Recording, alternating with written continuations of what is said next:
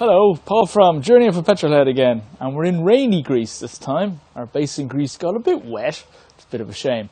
And today we're out testing another diesel. This time it's the 2017 i20 1.1 diesel from Hyundai, and here that one is. And again, we've been driving this car for a few kilometres now, and it's nice. It's the smallest offering from Hyundai. They don't do this diesel engine anymore, which is a shame. They stopped in 2018. I think this 1.1 is great. It's punchy when you need it to be. It has nice acceleration, but it's economical. It's very economical. We've driven maybe 300 kilometres. We've used a quarter tank of fuel. It's pretty good. What we like about this one, we like the lines. The car it's a nice design. I like the face of the car. It's quite good. These down here are daylight running lights. Your normal headlights.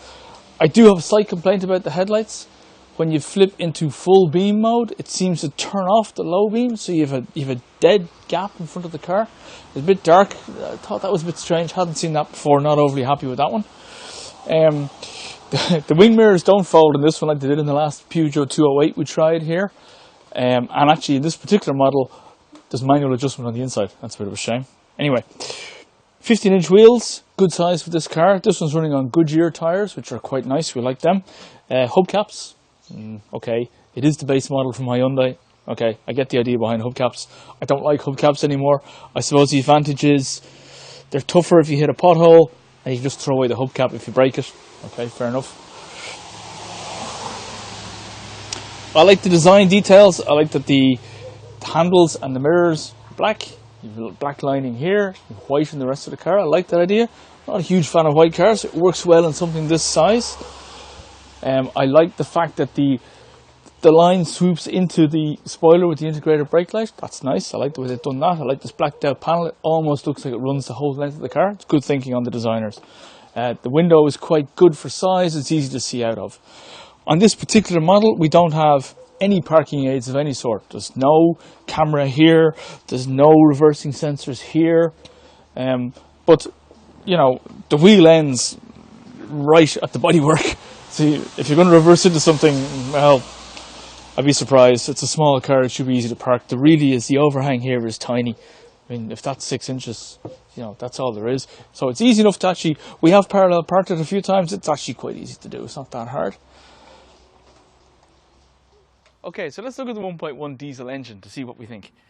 In this little engine bay, the catch is just to the right of the badge. The prop arm is over here. Pop that in the frame. Some cars you don't have a prop arm. Now, the first thing you'll notice, you don't have a power steering pump because it's electric power steering and this car there's no fluid involved. So that's handy. In a car this size with a small powered engine, electric power steering, that makes sense. In something bigger with a lot of horsepower, you don't get the right feedback, so I wonder about that. The other things you have in this engine bay, washer fluid, fine, nice and easy. You can see the tank down here, reasonable size for a small car.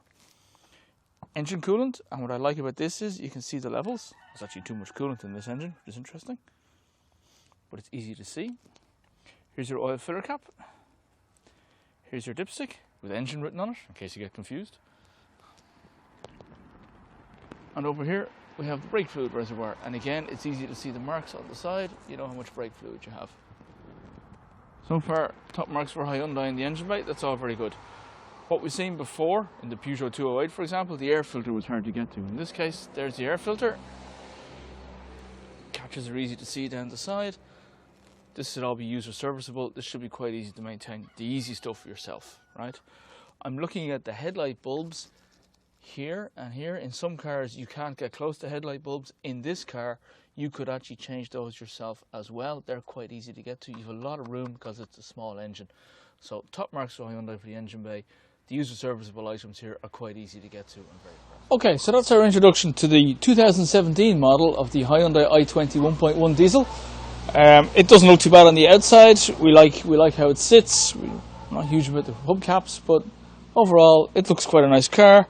We're looking forward to driving it. Click on the next video to see what we thought about driving it. Don't forget to like and subscribe, because then we'll bring you more. See you soon.